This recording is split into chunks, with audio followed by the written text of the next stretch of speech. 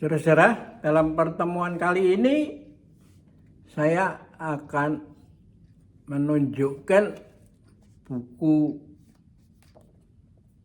yang ditulis oleh Profesor Dr. Yuda Turana. Dia adalah ahli dalam ilmu penyakit syaraf, spesialis ya, dan sekarang menjadi rektor di Universitas Atmajaya. Buku ini berjudul Menjaga dan Memaksimalkan Kecerdasan Otak. Ya. Ini bukunya ini. Diterbitkan oleh penerbit Gramedia Pustaka Utama, Kompas Gramedia, ya, Building. Ya. Nah, sambutan ini hanya 2 lembar. Saya akan, ada baiknya saya membacakan ya. Karena intinya memang memberikan satu makna yang dari kalangan intelektual dan kesehatan modern, bahwa dari kalangan dokter-dokter syaraf ini pun responnya bagus ya. Ketika ditanya apa tujuan hidup manusia, Konfusius yang hidup pada tahun 551 sampai 479 sebelum Masehi menjawab, belajar menjadi manusia. Berapa lama? Ya, sepanjang hidup. Caranya bagaimana? Kalau pisau diasah dengan batu asah, manusia diasah dengan manusia. Dari percakapan singkat tersebut, seorang bijak kemudian menulis kaligrafi tersohor. Diperlukan 10 tahun untuk mendapatkan kayu yang bagus. Diperlukan 100 tahun untuk membentuk manusia yang baik. Kalau antara belajar menjadi manusia dan hubungan sosial pun tersirat dalam pepatah, manusia diasah dengan manusia itu. Jadi ungkapan ini orang zaman dulu itu sudah mengatakan manusia itu mesti silih asah ya. Kalau itu nggak ada silih asah, nggak punya pergaulan, itu nggak akan tumbuh ya. Dengan caranya sendiri, orang pada zaman dahulu memahami pentingnya otak dalam kehidupan seseorang. Kaitan antara otak dengan panca indera juga terlihat ketika menulis kata pintar. Ya. Chongming dimulai dengan menggambarkan kuping, mata, mulut yang bermakna memasukkan hati ke dalam hati, lalu matahari siang dan rembulan malam ya. Makanya pintar adalah hasil dari proses mendengar, melihat, memasukkan ke dalam hati, lalu melakukannya siang dan malam. Nah, makanya kalau belajar Tai Chi ya ini syaratnya ya mau belajar nggak siang malam. Ya.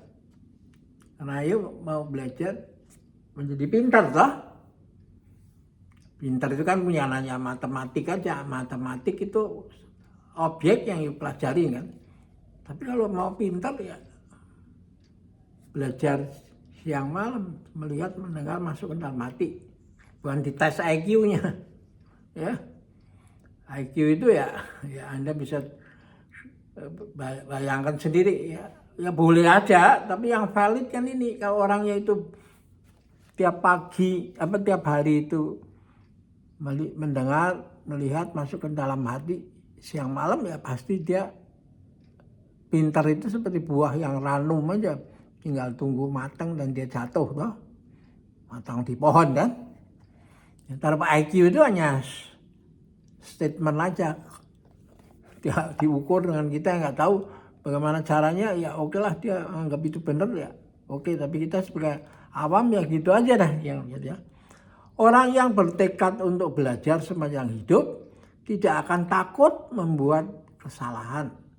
Karena begitu menyadarinya, ia akan segera memperbaikinya. Suatu kesalahan baru benar-benar menjadi kesalahan jika dibiarkan berlangsung dan tidak diperbaiki. Ya. Bila sejak muda nilai demikian telah ditanamkan, hidupnya akan selalu optimistis dan ia akan terus berikhtiar, tidak sekedar memiliki banyak keinginan tanpa usaha. Ya, kita ini repotnya ingin itu, tapi ditanya usahawi apa? Ya minta dari yang atas saja, karena yang atas ngatur segala-galanya. Jadi akhirnya yang atas itu dijadikan berhala untuk melayani dia. Padahal maksudnya kan bukan begitu. Tuh.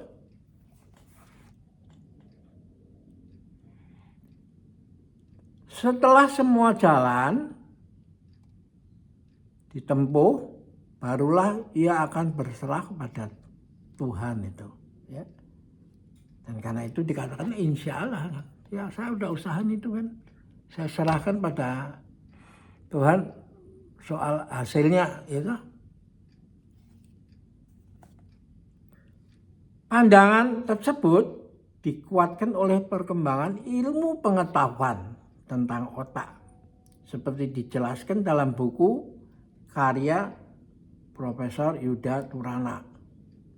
Ternyata otak masih dapat melahirkan neuron-neuron baru, neurogenesis,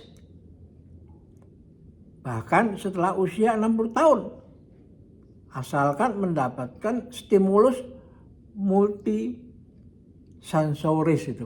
Multisensoris itu kan semua kan 5 panca indera ini kan sensornya. Sebelumnya usia tersebut sering dianggap sebagai awal penurunan fungsi otak dan hanya menunggu terjadinya proses demensia atau pikun. Jadi cara pendapat lama itu ya sudah setelah umur segitu 60 tahun itu ya sudah, jangan aneh, jangan apa, jangan kaget, mulai penurunan itu.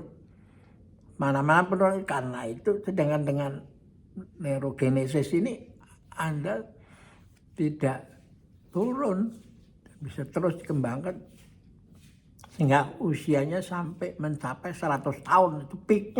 Itu peaknya bukan turun loh, ya, puncaknya.